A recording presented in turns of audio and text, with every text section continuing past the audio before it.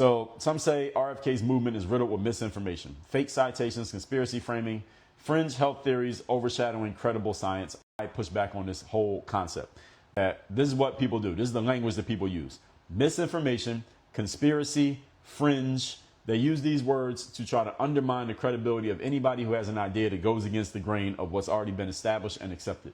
That does not mean that they are necessarily right, but it also doesn't mean that they're wrong. Saying that somebody has misinformation just because they disagree with your information does not mean that you're right and they're wrong. It's bullshit. I see if your point is nonsense, just tell me why the point is nonsense. This is the thing y'all got to start to notice if you haven't already. If people start calling information misinformation, fringe, or conspiracy, ask them, okay, you're saying it's misinformation, what's wrong with it? But they got wrong.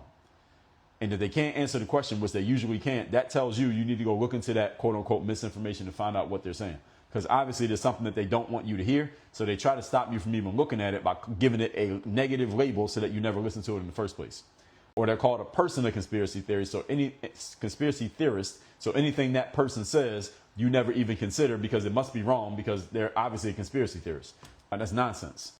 That is the very sign that you need to go look into everything that person's saying. As soon as they call them that, you need to go look into everything they're talking about. Because clearly they're saying something that the establishment doesn't want you to hear.